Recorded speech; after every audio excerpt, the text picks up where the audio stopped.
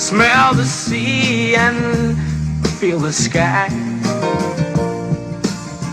Let your soul and spirit fly into the mystic. So can DC do Harry Potter better than Harry Potter? Not really, but, they tried.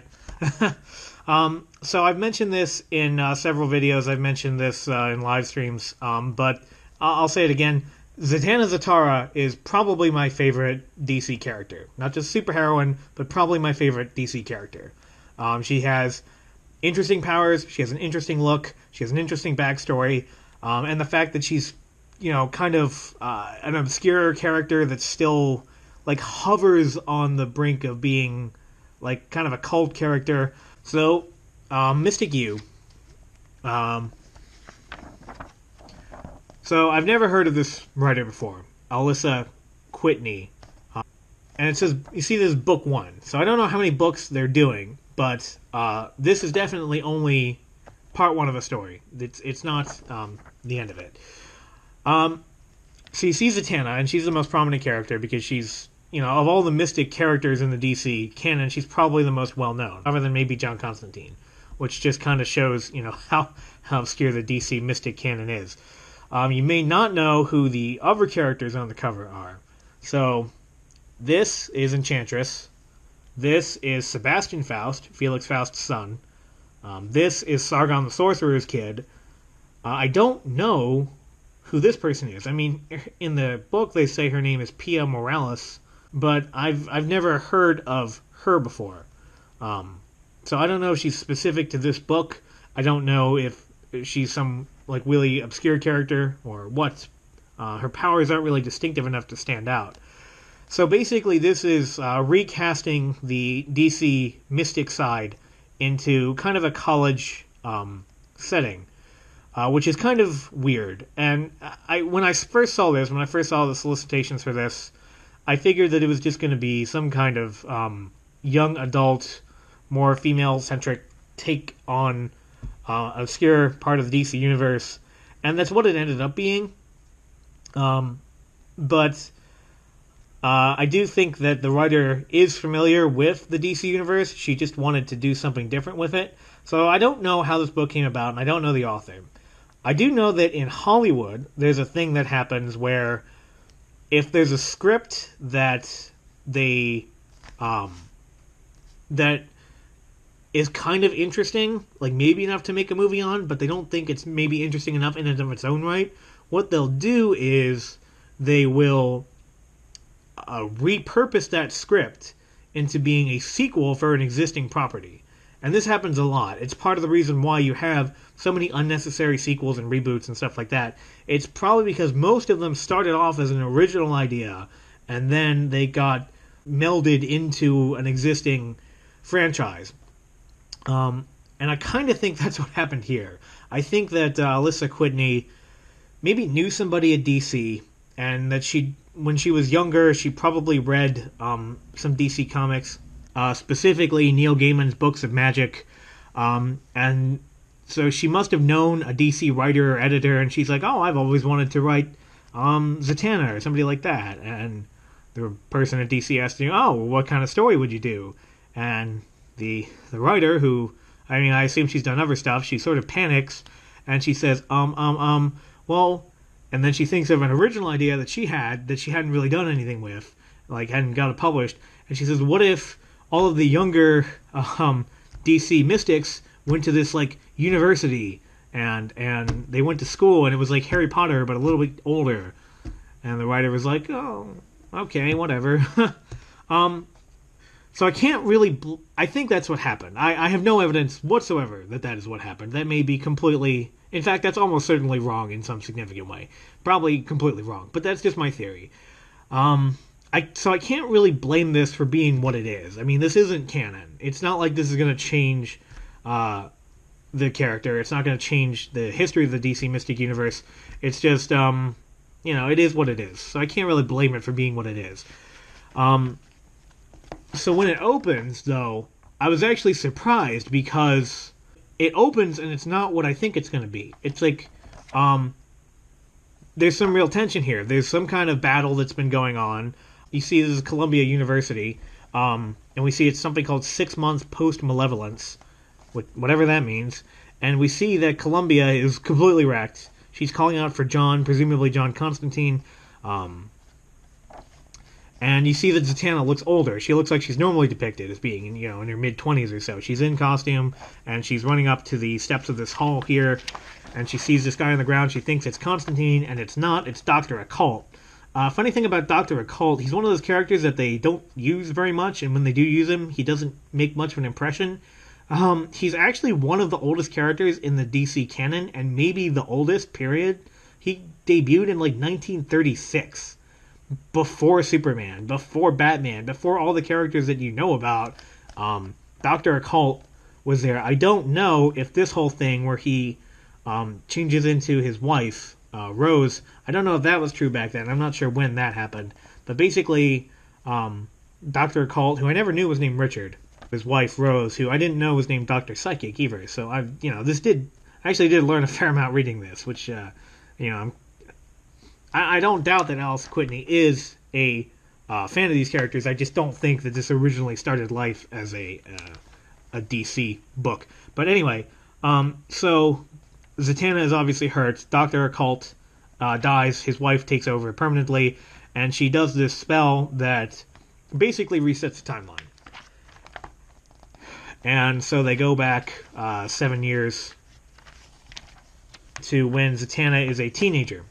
And so we see Zatanna, and she's kind of acting like a brat, and Zatara is just kind of brushing her off. And we find out that Zatara doesn't believe that his daughter has magical powers, and isn't really eager to push her into finding out.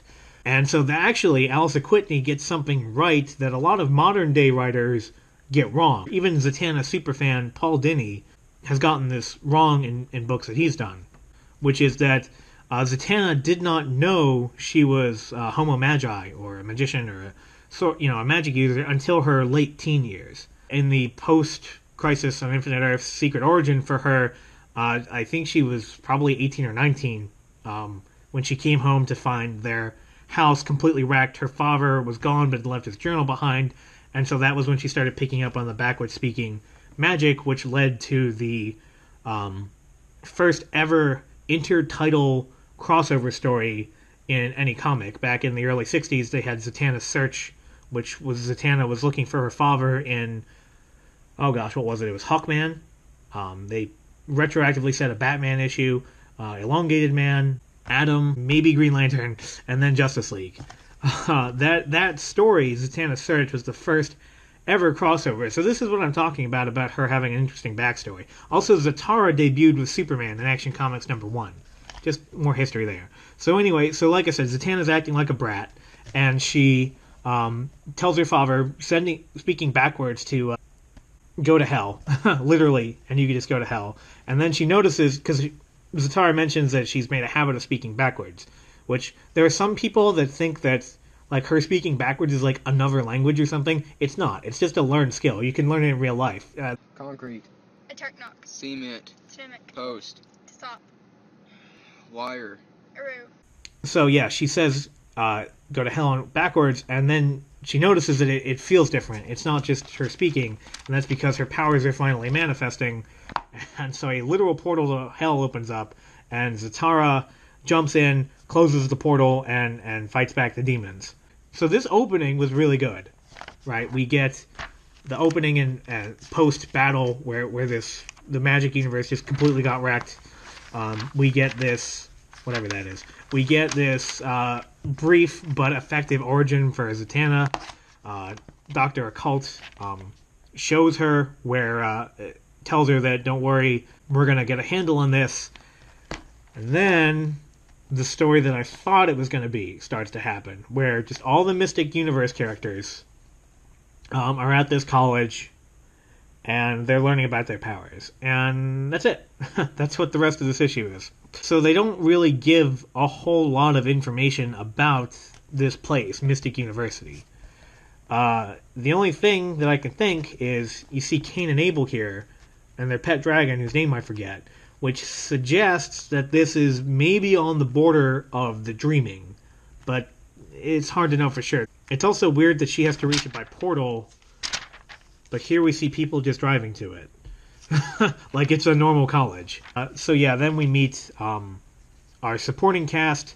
So here we have Sebastian Faust. Like his father really messed him up, and he's trying to live outside of his father's shadow, but it's not working so well. We see Sargon the sorcerer and his kid, which I don't know much about Indian culture, but I don't think Sargon is a very Indian name. He's just kind of a cliche mystical type. Just because he wears a turban, I don't think he really is Indian. So Zatanna, the Enchantress, June Moon, and Pia Morales, which, like I said, I don't know who this is. If somebody knows who this is, tell me. Because otherwise, she's just Zatanna's minority friend, which is just kind of lame. So yeah, so we went from this really good opening and this really good origin that's full of a lot of like drama and danger, and then it's just generic going to college stuff, meeting roommates, getting ready for class, freaking romantic drama. And there's not really much of a story after this, unfortunately. Like this is gross. This is just gross. And it has a basis in like real world understanding of magic. Like, this is what ancient cultures actually used to believe. But basically that anything from your body, anything, can potentially have magical power. So somehow she loses a little bit of blood, and then the blood somehow manifests as this green goop monster. It's weird and gross, and it doesn't even go anywhere. Like the monster just makes appearances throughout the book, and you wonder, oh gosh, what's this going to lead up to? And it doesn't really lead up to anything. The only interesting stuff is the stuff with the older magician. So we've got Dr. Psychic, the feminine half of Dr. Occult. We've got Merlin. We've got Madame Xanadu.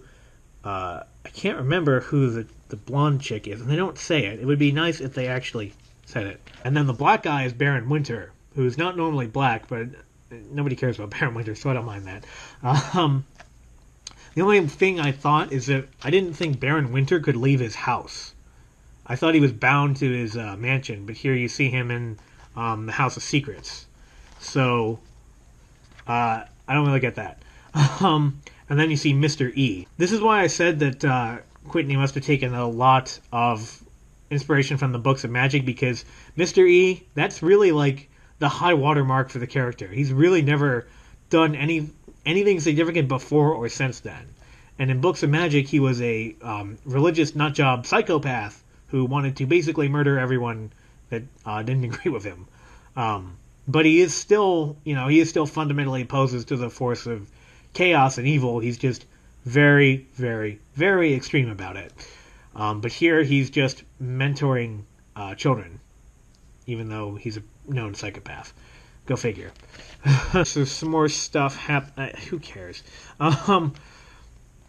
Basically, it turns out that because we open with them saying post-malevolence, and they never say what the malevolence is, but they know that it's something freaking evil. Oh, here's Frankenstein. Frankenstein is also a teacher at this place. So we know that the malevolence is bad, and we find out that the malevolence is one of the children, one of the 5 children that the book opened with, which is, Zatanna, Sebastian Faust, Enchantress, Sargon the Lesser, and whatever this girl is. So, like I said, I can't really blame the book for being what it is. It's a young adult style novel that is about the DC younger superhero magical heroes going to college together. Is that kind of silly and cheesy? Yep. Is it kind of stupid? It has some good moments in it. I don't feel like I wasted my money. And actually, if it goes on and it ramps up to this kind of stuff, like this stuff here, whatever, who cares? But if it ramps up to this, which like I said, I don't know how many books it's going to be, that could actually be really cool. So, I will be getting the next book whenever it comes out. I don't know when it comes out. I'd have to look. Probably in a couple months at least. If you care about the magical side of the DC universe, I feel like you should get it. If you're, this is kind of like, almost like baby's first superhero book. Like, this will introduce you to a lot of characters that you've never heard of before. If you don't really know much about the DC universe, and if you do know who they are, there's still enough interesting things in here that it's interesting to see how they play with them. So, yeah. Tell me what you thought. Tell me if you read it. Like, comment, subscribe. In any case, this is Unranked Chevron signing off.